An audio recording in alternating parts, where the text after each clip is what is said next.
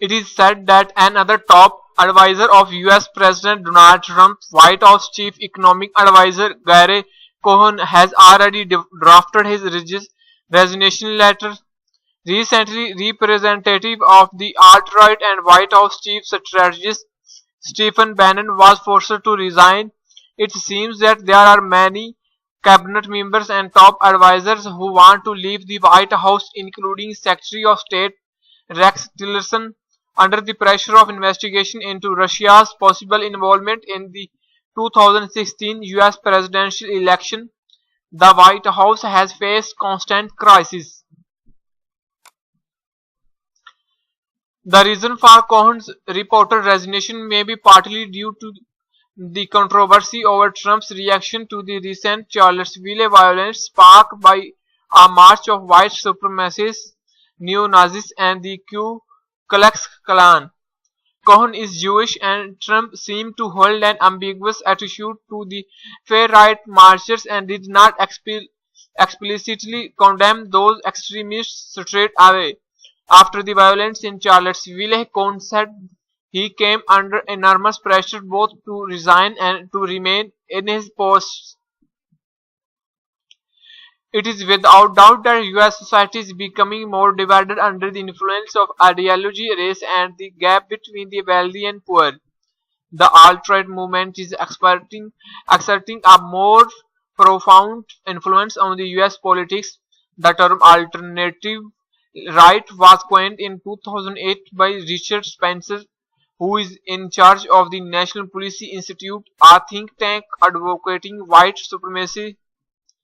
Political correctness and social justice are considered to be tools of ethnic minority groups to erode white identity.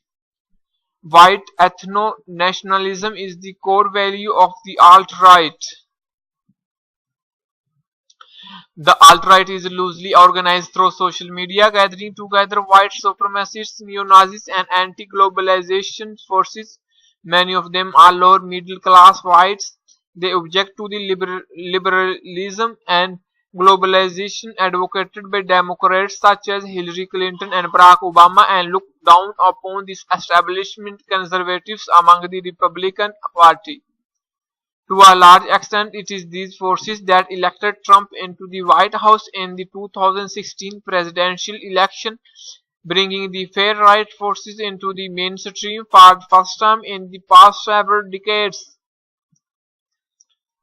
Bannon and his Breitbart News are a part of the alt-right. In August 2016, Bannon became the campaign manager of Trump. Then he entered the White House with the ambition of reshaping the US politics and the reconstruction of the administrative states. However, Bannon was forced to leave the White House. Dozens of right-wing groups wrote to Trump to voice their serious concerns over this. In the post-Bannon era, how to retain the loyalty of the middle and lower class white voters and at the same time bridge social and ethnic rifts will be a big challenge for Trump. Domestic chaos and uncertainty are exerting negative influences on his term. In addition, the relationship between Trump and Congress has gone steadily downhill since assuming the presidency. Trump has not made such legislative progress in areas such as tax reform, medical care, and infrastructure. Republican Speaker of the House of Representatives Paul Ryan and Senate Majority Leader Mitch McConnell are dissatisfied with Trump. Other senior Republicans such as John McCain has publicly criticized Trump many times. Factions within the Republican Party like the Freedom Caucus seems to not be taking Trump seriously, and the Democrats have criticized Trump more and rolled out their new economics and trade guidelines. The Democrats are pushing to become the majority party in the 2018 midterm elections. Obviously, what they want is not only the resignation of Bannon but also removal of Trump. Finally, the protein problems of the Trump administration have become more obvious. Apart from the vacancies of about 300 senior positions, many mid-level officials in the Trump administration dislike the president especially clear in the Senate department where many top officials have resigned, and some official leak classification information to media pressuring the administration.